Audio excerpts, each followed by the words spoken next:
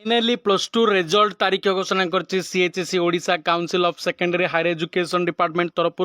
वर्तमान ही रिजल्ट तारीख को घोषणा कराई केउ दिन +2 पिलामानकर रिजल्ट बाहर ताकू नहीं घोषणा करिसेंती council of higher secondary education बास आमर शिक्षा मंत्री जी अच्छा नित्यानंद गंड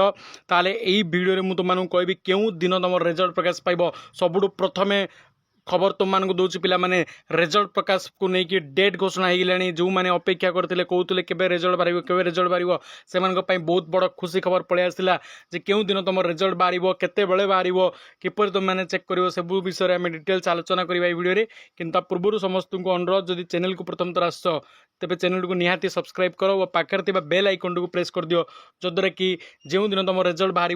संगे संगे आम यूट्यूब चैनल माध्यम तुमको अपडेट कर दिज्व ताल देखूँ मुझे कहवाई चाहे ताल मे 20 रे तुम रिजल्ट बाहर जाऊँगी +2 पिलामानकर सीएचएसई आपको नहीं चूड़ांत तारीख घोषणा करछि से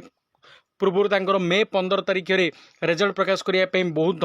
लक्ष्य रखी किंतु जेहेतु किछिटा विलंब जोगु मे 20 तारीख सुधा अर्थात मे 20 हूँ लास्ट डेडलाइन तेणु मे 20 तारीख रे तुम कौन हम रिजल्ट प्रकाश करने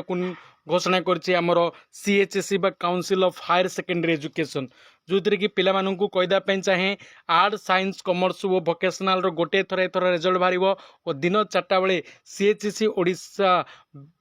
कार्यालय रे विधिबद्ध भाव में शिक्षा मंत्री उपस्थिति रे कौन हम रिजल्ट को प्रकाश कर पिला माने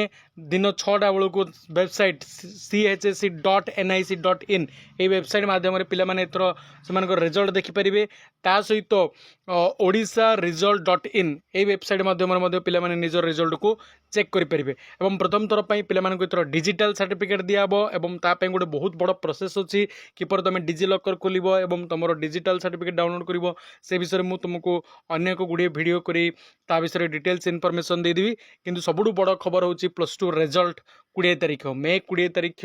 दिन 4टा बेले +2 पिलामानकर रिजल्ट बाहर जाऊँगी जो मैंने बहु अपेक्षा करते सब पिलाने कहते जे आमर +2